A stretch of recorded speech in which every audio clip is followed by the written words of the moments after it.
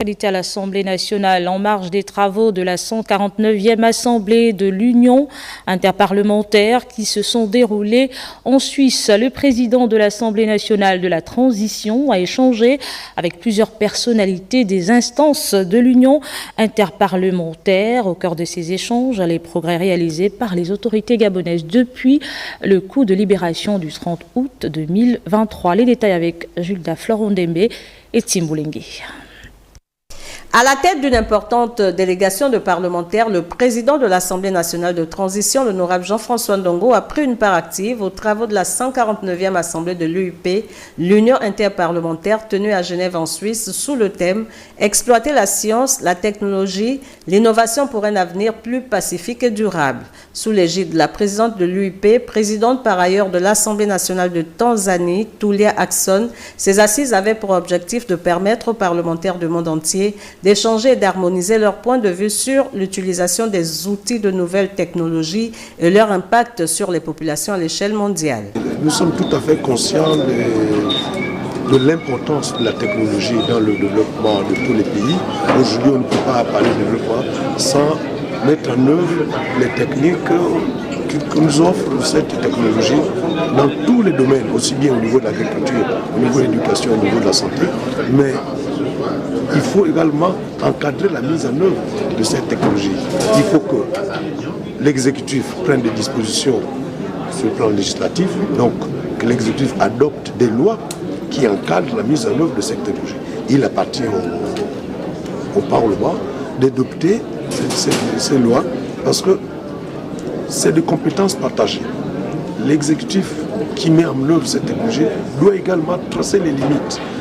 Les parlementaires doivent accompagner l'exécutif à adopter ces lois. Si cela n'est pas fait, il faut que les parlementaires prennent cela sur eux en faisant des propositions de loi pour que nous puissions tous ensemble, gouvernement, exécutif et législatif, avoir une vision commune sur ces aspects. Durant les avancées de ces moteurs de transmission de l'information qui, la plupart du temps, déstabilisent leur électorat, les parlementaires ont décidé de renforcer la législation en la matière afin de mieux protéger les systèmes existants des droits de l'homme et des libertés fondamentales. Au Sénat, parlons de cette séance de travail entre le président de l'institution et les experts de la BAD issus du cabinet Agora Consulting. La vie politique, sociale, économique du Gabon était au centre des discussions. Le point avec la presse de nos confrères du Sénat. Mandaté par la Banque africaine de développement et ses partenaires pour réaliser une étude sur le thème « Vers une transition réussie » et une stabilité durable au Gabon, défis et opportunités. Le cabinet Agora Consulting a échangé avec la présidente du Sénat de la transition. Avec Paulette Missambo, ces experts de la BAD ont discuté de tous les sujets liés à la vie politique, économique, sociale et environnementale du Gabon.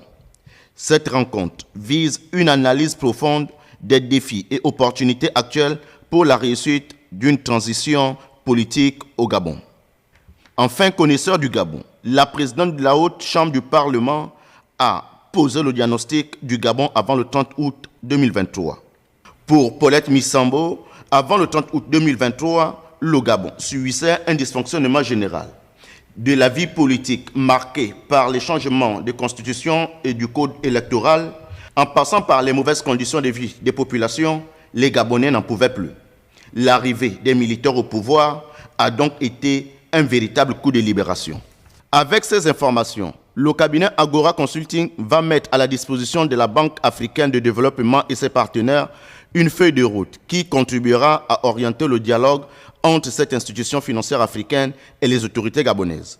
Les conclusions issues de ce dialogue auront des implications importantes sur les activités opérationnelles des partenaires techniques et financiers du Gabon en fournissant des informations clés pour l'amélioration de l'efficacité et de la pertinence des initiatives mises en œuvre pour assurer la stabilité et le développement du Gabon.